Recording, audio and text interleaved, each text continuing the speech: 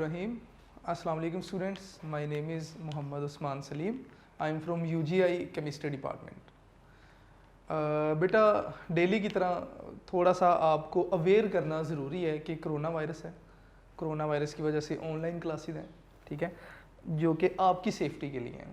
तो हम इस जो है वो ख़तरनाक सिचुएशन में आते हैं, लेक्चर्स डिलीवर कर रहे हैं, रिकॉर्ड करवा रहे हैं आपके लिए, ठीक है। आप एटलीस्ट घर पे बैठ के और लिसनिंग पोजीशन में बैठ के, मैंने पहले भी बार बार कह चुका हूँ ना, कि आप इतना इजी बैठे हैं कि घर वालों को लगे ही नहीं कि आप पढ़ रहे हैं। लिसनिंग पोजीशन में बैठें, एक्टिव होकर बैठें, जिस तरह क्लासरूम में बैठते हैं। अपना लेक्चर सुनते हुए रजिस्टर सामने रखें और बुक सामने रखें, अपना लेक्चर ज़रूर नोट करें साथ साथ। मैं अक्सर कहता हूँ जैसे जैसे मैं बोर्ड पे लेक्चर लिख रहा हूँ, आप नोट करते रहिएगा साथ साथ। तो स्टार्ट करते हैं जी आज का लेक्चर। लेकिन उससे पहले ज़रा प्रीवियस लेक्चर हमने grams law of diffusion reduce किया था from KMT, kinetic molecular theory of gases, या काइनेटिक इक्वेशन। तो बहुत ही स्लोली और बड़ा थॉरोली मैंने टॉपिक को डिस्कस किया था। तो हमारे पास फाइनल जो आंसर आया था that was r directly proportional to 1/√D, या मैं ये भी कह सकता हूँ कि r inversely proportional to √D, यानी कि रेट ऑफ डिफ्यूजन के इनवर्सली प्रोपोर्शनल था, ठीक है। कुछ MCQ भी मैंने करवाए थे उससे रिलेटेड। आज का जो हमारा टॉपिक है that is kinetic interpretation of temperature. Kinetic interpretation of temperature में हम इंटरप्रिट करेंगे, हम रिजल्ट देंगे। एक इक्वेशन हम पहले ड्राइव करेंगे और उस इक्वेशन से हम अपने इंटरप्रिटेशन करेंगे, अपने रिजल्ट्स बताएंगे कि टेम्परेचर हमें क्या क्या बताता है, या टेम्परेचर से हमें किन किन पैरामीटर्स का पता चलता है, ठीक है। तो स्टार्ट करते हैं बेटे लेक्चर आज का, और साथ साथ नोट ज़रूर कीजिएगा आप। तो लेक्चर स्टार्ट करते हैं जी आज का। मैंने अक्सर अपने पहले लेक्चर्स में भी कहा है कि KMT के आपने 8th पास्टुलेट, इंपॉर्टेंट पास्टुलेट है, आपको बड़े अच्छे तरीके से याद होना चाहिए। तो यहाँ पे भी आज मैं बिल्कुल वहाँ से ही बात स्टार्ट करूँगा कि according to 8th postulate of KMT,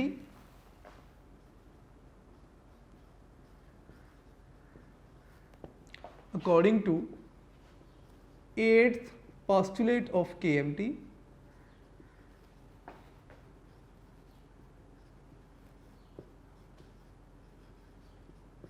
KMT के 8th postulate के मुताबिक हमें पता है कि काइनेटिक एनर्जी डायरेक्टली प्रोपोर्शनल है किसके, टेम्परेचर के, ठीक है। Kinetic energy is directly proportional to temperature. और इसके अलावा अगर मैं लिख भी देता हूं यहाँ पे कि kinetic energy is directly proportional to temperature, ठीक है। और अगर हम काइनेटिक एनर्जी का फार्मूला लिखें कि काइनेटिक एनर्जी का फार्मूला क्या है, तो मैं इसे इस तरह लिखूंगा कि E is equal to 1/2 mc² bar. ये बेटे मैंने काइनेटिक एनर्जी का फार्मूला लिख दिया, ठीक है, एक मॉलिक्यूल के लिए।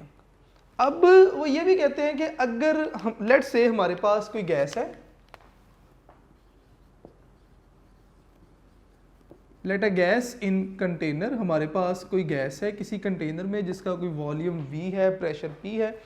अब होता क्या है कि जो गैस मॉलिक्यूल्स हैं वो कोलाइड करते हैं। किस तरह कोलाइड करते हैं? Among themselves and with the walls of container, आपस में भी टकराते हैं और कंटेनर की वॉल के साथ भी टकराते हैं।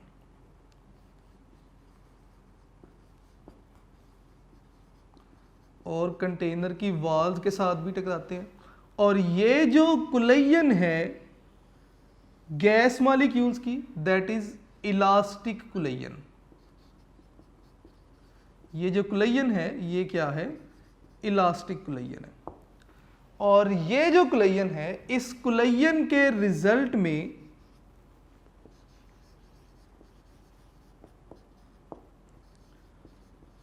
गैस मॉलिक्यूल्स प्रेशर काज करते हैं। मैंने फ्लो चार्ट की फॉर्म में लिख दिया। मैं इसे एक्सप्लेन कर देता हूँ ताकि आपके लिए मुश्किल नहीं हो। मैंने कहा जी फर्ज करें आपके पास कोई गैस है, किसी कंटेनर में गैस का वॉल्यूम V है, लेट्स से किसी टेम्परेचर T पे है। अब गैस के जो मॉलिक्यूल्स हैं ये कोलाइड करते हैं आपस में भी और with the walls of container. ये जो कोलिजन है ये परफेक्टली इलास्टिक कोलिजन है, और जब कोलाइड करते हैं तो कोलिजन के रिजल्ट में प्रेशर काज करते हैं, ठीक है। और अगर मैं इस प्रेशर को काइनेटिक इक्वेशन के थ्रू लिखना चाहूं तो मैं लिख सकता हूं कि PV इक्वल टू 1/3 mNc² बार। यहां पे P क्या है? प्रेशर है, V volume, N number of molecules, C² bar mean square velocity या एवरेज वेलोसिटी ऑफ मॉलिक्यूल्स, ठीक है, और m is the mass of molecule. अब हमने करना क्या है, अगर मैं इस इक्वेशन को इक्वेशन A का नाम दे दूं और इस इक्वेशन को इक्वेशन C का नाम दे दूं या B का नाम दे दूं, तो हमने करना क्या है, हमने इक्वेशन A और B को कंबाइन करना है। लेकिन इक्वेशंस को कंबाइन करने के लिए मुझे इक्वेशन B को थोड़ा सा अरेंज करना पड़ेगा। तो मैं इसे इस तरह लिख सकता हूं कि multiplying and dividing, multiplying and dividing किसे जी? Right hand side of equation B by 2। और ये प्रोसेस आप पहले भी कर चुके हैं, ये प्रोसेस आप पहले भी कर चुके हैं। आपने क्या किया, इक्वेशन B की राइट हैंड साइड को आपने 2 से मल्टीप्लाई भी कर दिया और डिवाइड भी कर दिया। तो ये इक्वेशन आपके पास कुछ इस तरह बन जाएगी कि PV इक्वल टू 2 से मल्टीप्लाई किया, 2 से डिवाइड भी कर दिया, इंटू 1/3 mNc² बार। यहां तक बेटे कोई प्रॉब्लम नहीं होनी चाहिए, ठीक है। अब मैं इसे दोबारा जिस तरह पहले हमने अरेंज किया था KMT से या काइनेटिक इक्वेशन से बॉयल्स लॉ को रिड्यूस करते हुए, बिल्कुल वही प्रोसेस रिपीट हो रहा है। PV मैंने वैसे लिख दिया, 2 ये वैसे ही है, और इस 3 को बाहर लेकर आ रहा हूं तो मैं लिखूंगा 2/3, ठीक है। इस n को बाहर लेकर आ रहा हूं तो मैं लिखूंगा जी n, और साथ में मैंने ब्रैकेट में लिख दिया 1/2, क्योंकि ये 2 और ये 3 तो मैं बाहर ले आया, ये 2 बच गया, तो 1/2 और साथ में mc² बार। जी बेटे यहां तक देख लीजिएगा, कोई प्रॉब्लम नहीं होगी यहां तक इंशाल्लाह। उसके बाद नेक्स्ट आगे चलते हैं, इसको आप इक्वेशन C का नाम दे दें।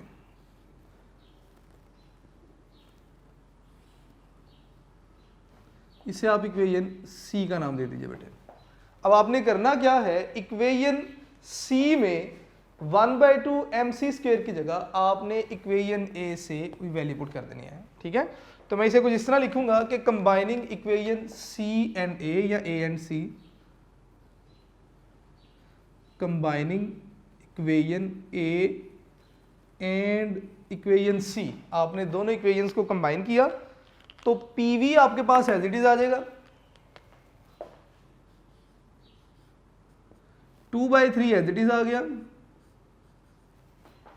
N एज इट इज आ गया, और ये जो 1/2 mc² बार था, 1/2 mc² बार किसके इक्वल है? E के, काइनेटिक एनर्जी के। तो इसका मतलब यहां पे मैं इस सारे की जगह क्या लिख रहा हूं जी? E के। और बेटे ये याद रखिएगा कि ये जो काइनेटिक एनर्जी है that is average translational kinetic energy है ऑफ मॉलिक्यूल्स, यानी कि ट्रांसलेशनल मोशन की वजह से जो एनर्जी है उसे आप एवरेज ट्रांसलेशनल काइनेटिक एनर्जी का नाम दे रहे हो।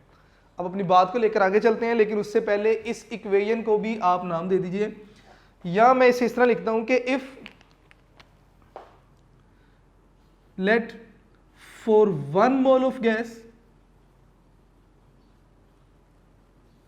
अगर आपके पास गैस का 1 मोल होगा तो ये जो टोटल नंबर ऑफ मॉलिक्यूल हैं ये एवोगैड्रोस नंबर के इक्वल नहीं हो जाएगा? ठीक है, अगर 1 मोल है तो 1 एवोगैड्रो बन जाएगा। तो आपने क्या करना है, आपने ये वैल्यू इस इक्वेशन में पुट कर देनी है। तो मैं यहाँ पे लिखूंगा पुटिंग इन अबव इक्वेशन, के ऊपर वाली इक्वेशन में आप ये वैल्यू पुट कर दें, पुटिंग इन अबव इक्वेशन। तो ये आपके पास क्या बन जाएगा जी, PV इक्वल टू 2/3, इस n की जगह आप क्या लिखेंगे जी, Na लिखेंगे और साथ में क्या लिख देंगे जी, EK।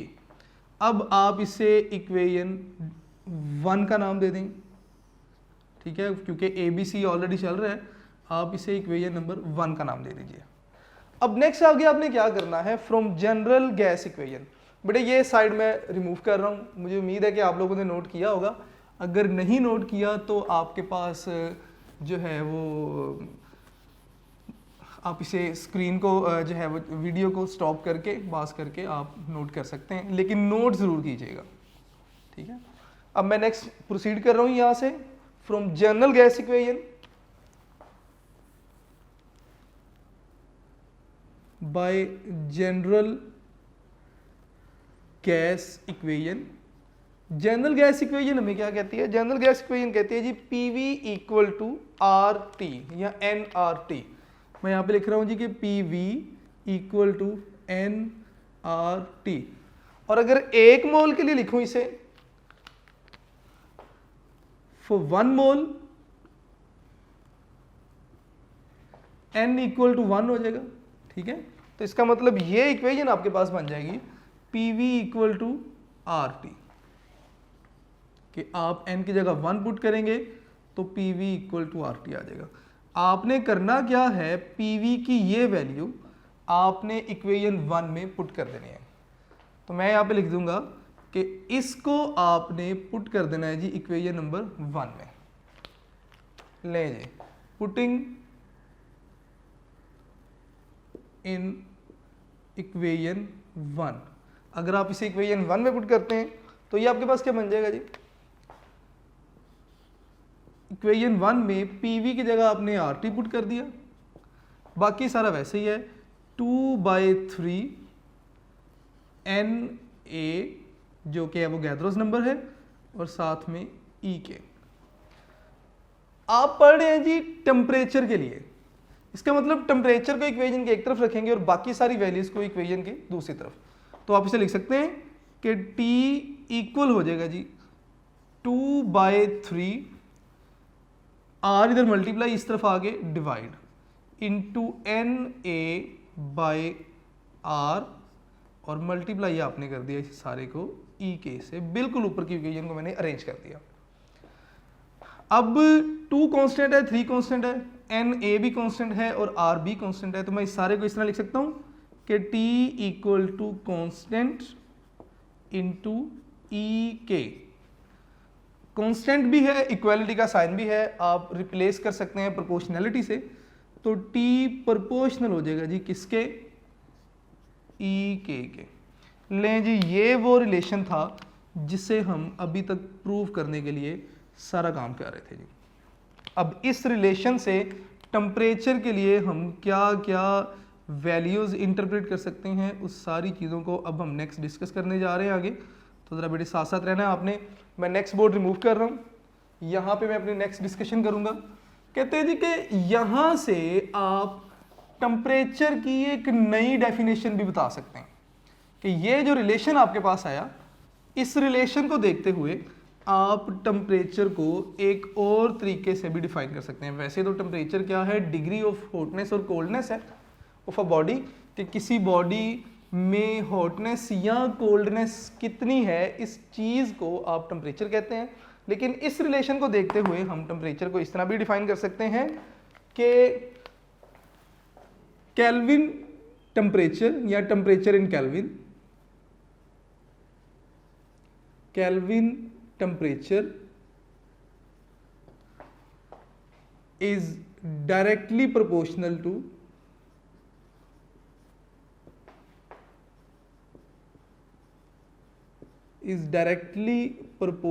To average translational kinetic energy of gas molecules.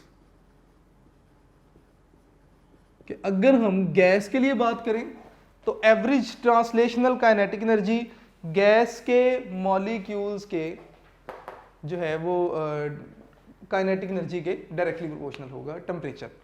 अब यहाँ इसका मतलब इसे हम डायरेक्टली मैं रिलेशन यहाँ पे भी लिख चुका हूँ, वैसे बुक में तो आपकी बुक में तो यहाँ तक एक्सप्लेन किया हुआ है, लेकिन मैंने थोड़ा सा उसे एक्सटेंड कर दिया ताकि आपके लिए चीज़ें और भी आसान हो जाएं। अब यहाँ से हमें और क्या क्या इन्फॉर्मेशन मिल रही है, हमें यहाँ से जो नेक्स्ट इन्फॉर्मेशन मिलती है that is about molecular motion. ठीक है, तो मैं यहाँ पे लिख देता हूँ कि टेम्परेचर, नेक्स्ट इन्फॉर्मेशन लिख रहा हूँ बेटे मैं यहाँ पे, temperature is directly proportional to motion of molecules. Next information हमें ये मिल रही है कि किसी भी गैस के मॉलिक्यूल्स की जो मोशन है वो गैस पर अप्लाइड टेम्परेचर के डायरेक्टली प्रोपोर्शनल होगी। अगर आप टेम्परेचर बढ़ाएंगे मॉलिक्यूल्स की मोशन बढ़ेगी, टेम्परेचर कम करेंगे मॉलिक्यूल्स की मोशन कम होती जाएगी। That was the second information. Third information is about flow of heat. ले जी मैं यहां पे लिख रहा हूं flow of heat which is the third information के सब्सटेंसेस में या मैटर में हीट किस तरह फ्लो करती है। देखें, आप टेम्परेचर बढ़ाएंगे मॉलिक्यूल्स की मोशन बढ़ती जाएगी। जब मॉलिक्यूल्स की मोशन बढ़ेगी मॉलिक्यूल्स क्या करेंगे, कोलाइड करेंगे अमंग देमसेल्व्स, और फिर क्या करेंगे, ये अपनी हीट को ट्रांसफर करेंगे दूसरे मॉलिक्यूल्स में। ठीक है, तो मैं ये बात यहां पे लिख भी देता हूं कि by increasing temperature motion increases, कि जो मॉलिक्यूल्स हैं इनकी मोशन क्या होती है, इंक्रीज होती है। ठीक है, उसके बाद होगा क्या, मॉलिक्यूल्स विल कोलाइड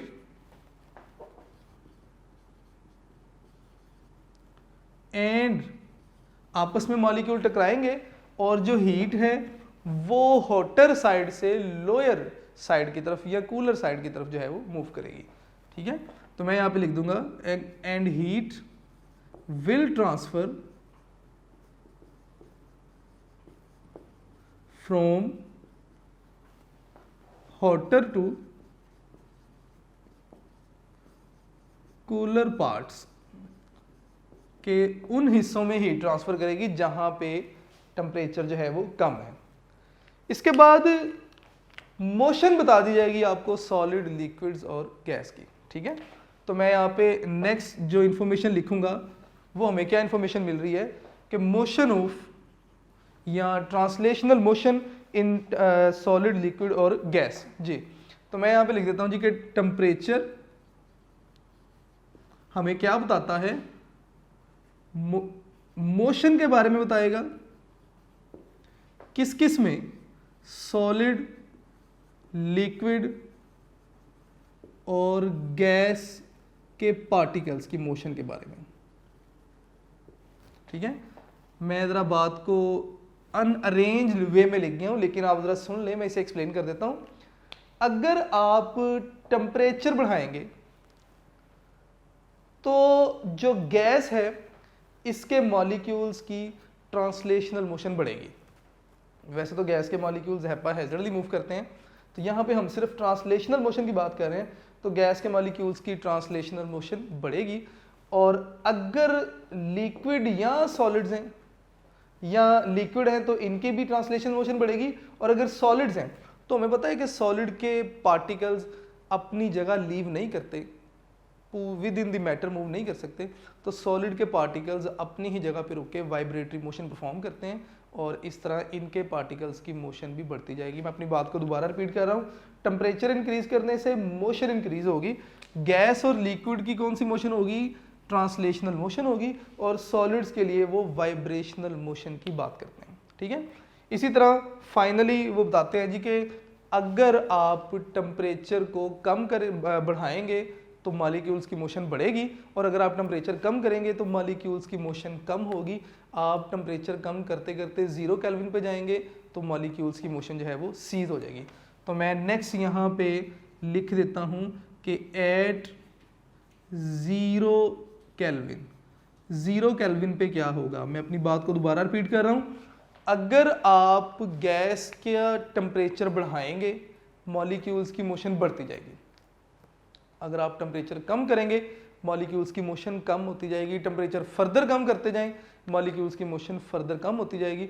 वो कहते हैं जी जब आप टेम्परेचर कम करते करते 0 केल्विन पे आ जाते हैं तो यहाँ पे आके जो मोशन है वो क्या हो जाती है? सीज हो जाती है, यानी कि मोशन रुक जाती है। मोशन ऑफ पार्टिकल्स, अगर आपके पास सॉलिड है, लिक्विड है या गैस है, वैसे तो गैसेस के लिए ही होता है, सीजेस, ये क्या हो जाएगी बेटे? सीज हो जाएगी। यहाँ स्टॉप लिख ले, सीज लिख ले, तो आपकी मर्जी है। ठीक है, उसके बाद ये जो 0 केल्विन है ये अनअटेनेबल टेम्परेचर है। मैं इसे इस तरह में लिख देता हूँ कि ये जो टेम्परेचर है 0 केल्विन ये अनअटेनेबल टेम्परेचर है। अनअटेनेबल के अभी तक हम इसे अटेन नहीं कर सके। ठीक है, तो अटेनेबल टेम्परेचर कौन सा है? जो अभी तक मिनिमम टेम्परेचर हम अटेन कर सके हैं, दैट इज 10⁻⁻⁵ केल्विन। मैं यहाँ पे लिख रहा हूँ कि 10⁻⁻⁵ केल्विन इज मिनिमम या लोएस्ट अटेनेबल टेम्परेचर। मैं यहाँ पे लिख देता हूँ लोएस्ट अटेनेबल टेम्परेचर, कि ये लोएस्ट अटेनेबल टेम्परेचर है जो अभी तक हम अटेन कर सके हैं, लेकिन इससे कम टेम्परेचर अभी तक हम अटेन नहीं कर सके। अब बहुत सारे बच्चे कहते हैं जी कि ये कैसे पॉसिबल है, 0 केल्विन तो हम अटेन कर नहीं सके, 10⁻⁻⁵ तो बच्चों को लगता है शायद ये 0 से भी कम है। मैं एक दिन क्लास में पढ़ा रहा था तो मुझे इसी तरह बच्चे ने क्वेश्चन किया कि सर 10⁻⁻⁵ केल्विन आप कैसे अटेन कर सकते हैं, आप तो 0 केल्विन नहीं अटेन कर सके अभी तक, तो ये तो छोटी वैल्यू और भी। तो मैंने उस बच्चे से कहा कि बेटे आप ऐसा करें 10⁻⁵ को आप साइंटिफिक वे में नहीं लिखें बल्कि आप इसे जो है वो जीरोस की फॉर्म में लिखें। तो अगर आप 10⁻⁻⁵ को जीरोस की फॉर्म में लिखेंगे तो 0.00001 हो जाएगा। देखिए ना, अगर आप इसे रिवर्स करें तो पॉइंट यहाँ से जाएगा 1 2 3 4 5, ये बन गया 10⁻⁻⁵। अगर आप इसे इस तरह देखें तो बेटे ये 0.0001 केल्विन है, यानी कि 0 से तो बड़ा ही है, 0 से ये छोटा नंबर नहीं है, ये 0 से बड़ा टेम्परेचर है और इससे हम अटेन कर चुके हैं, that is attainable temperature.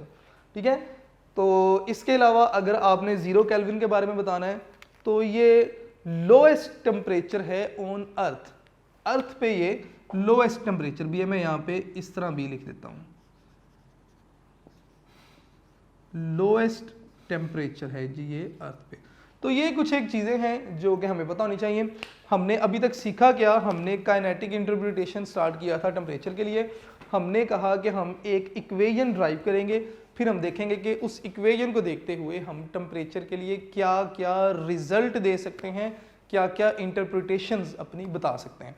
Equation को हमने ड्राइव किया, काइनेटिक एनर्जी की इक्वेशन को और काइनेटिक इक्वेशन को, दोनों को मिला के हम अपने फाइनल रिजल्ट्स पे पहुंचे। बुक में यहाँ तक लिखा है टेम्परेचर इक्वल टू 2/3 NA/RE। मैंने इसे फर्दर सॉल्व करके यहाँ तक ले आया और मैंने कहा जी यहाँ से आप अपने रिजल्ट्स अगर आप देखें, सबसे पहले तो टेम्परेचर डायरेक्टली प्रोपोर्शनल है काइनेटिक एनर्जी के, ये तो डेफिनेशन बन जाती है टेम्परेचर की। ठीक है, उसके बाद यहाँ से देखें तो मैंने कहा जी कि अगर आप टेम्परेचर बढ़ाएंगे तो मोशन ऑफ मॉलिक्यूल जो है वो इंक्रीज होगी, और मोशन ऑफ मॉलिक्यूल इंक्रीज होगी तो इसी मोशन की वजह से हीट फ्लो करती है from hotter to cooler part of the body, कि मॉलिक्यूल्स की मोशन बढ़ेगी, मॉलिक्यूल्स आपस में कोलाइड करेंगे और अपनी हीट ट्रांसफ़र करेंगे to cooler parts of the body. इसी तरह मैंने आपसे कहा कि जो मोशन है लिक्विड और गैसेस में पार्टिकल्स की टेम्परेचर बढ़ाने से वो इंक्रीज होगी और उनमें जो मोशन है वो ट्रांसलेशनल मोशन है, जबकि गैसेस के पार्टिकल में सॉलिड्स के पार्टिकल में वाइब्रेशनल मोशन है। नेक्स्ट हमने कहा जी कि 0 केल्विन पे गैस के मॉलिक्यूल्स की जो मोशन है वो सीज हो जाएगी, ठीक है। इसके अलावा 0 केल्विन अनअटेनेबल टेम्परेचर है और ये लोएस्ट टेम्परेचर होगा अर्थ पे, और अभी तक जो हम टेम्परेचर अटेन कर सकें दैट इज 10⁻⁻⁵ केल्विन, ठीक है बेटे जी। तो बेटे यहाँ तक तो हमारा काम था काइनेटिक इंटरप्रिटेशन ऑफ टेम्परेचर। तो नेक्स्ट हमारे पास जो टॉपिक आएगा that is liquefaction of gases, ठीक है। अभी तक हमने जो पढ़ा इस चैप्टर में, ज़रा गौर से सुनिएगा, हमने प्रॉपर्टीज़ पढ़ी सॉलिड लिक्विड गैसेस की उसके बाद हमने प्रेशर और उसके यूनिट्स को देखा, उसके बाद हमने गैस लॉज देखे, बॉयल्स लॉ, चार्ल्स लॉ, और उसके बाद हमने चार्ल्स लॉ में ही हमने एब्सोल्यूट ज़ीरो की डेरिवेशन सीखी, चार्ल्स लॉ कंप्लीट किया। तो उसके बाद हमने फर्दर आगे जनरल गैस इक्वेशन की तरफ गए। जनरल गैस इक्वेशन कंप्लीट करने के बाद हमने आर यूनिट जो थे वो आर के देखे, ठीक है, आइडियल गैस कांस्टेंट के यूनिट्स और इसकी वैल्यूज़ देखी, और ये कंप्लीट करने के बाद फिर हम आगे एवोगैड्रोस लॉ की तरफ गए। एवोगैड्रोस के बाद हमने ग्राम्स लॉ देखा, इफ डिफ्यूजन देखा, ठीक है, और इस तरह हमने इस टॉपिक को मतलब कंप्लीट किया। उसके बाद हम, ये था सिंपल पोर्शन, ये बहुत इजी पोर्शन था। एक पोर्शन आपके इस चैप्टर का यहाँ तक कंप्लीट हो गया। फिर उसके बाद हम नेक्स्ट पोर्शन पे आए जो कि KMT से रिलेटेड था। आपने KMT पढ़ा, आपने सीखा कि इसके पॉस्टुलेट्स क्या हैं। इसके पॉस्टुलेट्स में 2 पॉस्टुलेट्स ऐसे हैं जो गलत हैं, जो फॉल्टी हैं। वो पॉस्टुलेट नंबर 5 था, 6 था, मैंने मार्क भी करवाया आपको। मैंने ये भी कहा कि पॉस्टुलेट 8 इंपॉर्टेंट है, बार बार यूज़ होगा। पॉस्टुलेट्स देखने के बाद आपने रूट मीन स्क्वायर वेलोसिटी के बारे में बताया, और उसके बाद फिर हमने काइनेटिक इक्वेशन से हमने दोबारा से Boyle's law, Charles law, Avogadro's law और ग्राम्स लॉ को हमने जो था वो डिड्यूस किया। ये करने के बाद हमने क्या किया, हमने काइनेटिक इंटरप्रिटेशन ऑफ टेम्परेचर तक पढ़ा। यहाँ तक आपका दूसरा पार्ट कंप्लीट हो गया इस चैप्टर का, ठीक है। अब इस चैप्टर का थर्ड पोर्शन आ रहा है जो कि अबाउट लिक्विफेक्शन होगा ऑफ गैसेस, कि गैसेस को आप लिक्विफाई कैसे कर सकते हैं। और इसी पोर्शन में आप ये भी सीखेंगे कि क्यों जो आपके पास PV = nRT इक्वेशन है ये आप रियल गैसेस पे अप्लाई नहीं कर सकते, ये सिर्फ आइडियल गैसेस के लिए है। आप इन्हें रियल गैसेस पे अप्लाई क्यों नहीं कर सकते? क्योंकि इसमें कुछ, क्योंकि KMT में आपने पढ़ा 2 पॉस्टुलेट फॉल्टी थे। वैन डर वाल्स इन फॉल्टी पॉस्टुलेट्स की करेक्शन करेंगे, करेक्शन करने के बाद वो क्या करेंगे, इन जो आपके पास PV = nRT है, फिर इस पूरी इक्वेशन की करेक्शन की जाएगी आगे, और इस इक्वेशन को एप्लीकेबल किया जाएगा ऑन रियल गैसेस। तो ये आगे चलने वाला आपका जो नेक्स्ट पोर्शन है, नेक्स्ट आपका जो रोड मैप है वो ये है। आपने करना क्या है, जिस तरह मैं बोर्ड पे लिखता हूँ आपने अपने लेक्चर नोट्स वैसे ही बनाने हैं। आपके notes will be the best notes in word. आपके पास ये सबसे अच्छे नोट्स आपके अपने नोट्स होंगे। यूनिक नोट्स ज़रूर देखें, आपको अच्छे क्वेश्चन मिलेंगे वहाँ से जो बार बार रिपीट हो रहे हैं। आपको बताया जाएगा कि कौन सा क्वेश्चन कितनी बार रिपीट हुआ है, ठीक है। इसके अलावा नेक्स्ट बस यही थोड़ी सी आपसे रिक्वेस्ट थी, अपना जो टाइम है वो वेस्ट नहीं कीजिएगा। बड़ा इंपॉर्टेंट टाइम है ये आपका। इस बार एग्ज़ाम नहीं हो सके इट डज़ंट मीन कि शायद ये चलता जाएगा आगे, ऐसा नहीं है। अल्लाह ताला हमें इस मुश्किल वक्त से निकालेंगे, आपके एग्ज़ाम होने ही होने हैं, ठीक है। और अपने आप को प्रिपेयर कीजिए। आपका एकेडमिक ईयर जैसे ही आपने 10th क्लास के एग्ज़ाम दिए थे, आपका एकेडमिक ईयर वहाँ से स्टार्ट हो चुका था। तो अभी तक आप अपना इना खुद हैं, आप बेहतर समझते हैं कि आपने अपना टाइम वेस्ट किया है या टाइम को कैश भी कर रहे हैं या नहीं, ठीक है। तो कोशिश करें कि अपनी स्टडीज़ की तरफ फोकस कीजिए। काफ़ी टाइम गुजर चुका है, अब जून जो है वो चल रहा है, तो तकरीबन आपके पास 9 मंथ्स हैं टोटल अपना जो है वो एकेडमिक ईयर कंप्लीट करने के लिए। तो बेटा मेहनत करें और फाइनली घर पे रहें, घर से बाहर नहीं जाएं, घर से बाहर कोरोना है, आप घर पे रहें और इसे अपने घर तक नहीं आने दें, ठीक है। बार बार अपने हैंड वॉश करें 20 सेकंड्स के लिए, ठीक है। सैनिटाइज़र का यूज़ कीजिए। अगर कोई घर में छोटा बच्चा है, बहुत ज़्यादा उससे प्यार नहीं करें, थोड़ा सा अवॉइड करें इन दिनों में। अपने बुज़ुर्गों का एहतराम करें, ग्रैंड पेरेंट्स को टाइम दें, ठीक है। और अपने स्टडीज़ की तरफ बेटे फोकस कीजिएगा। तो नेक्स्ट इंशाल्लाह नेक्स्ट लेक्चर में लिक्विफेक्शन स्टार्ट करेंगे और इसे कंप्लीट करेंगे नेक्स्ट लेक्चर में, ठीक है। तो आप इसे बेटा ज़रूर अपने लेक्चर नोट्स ज़रूर बनाइएगा। अपना ख्याल रखिएगा बेटे। अल्लाह हाफिज़।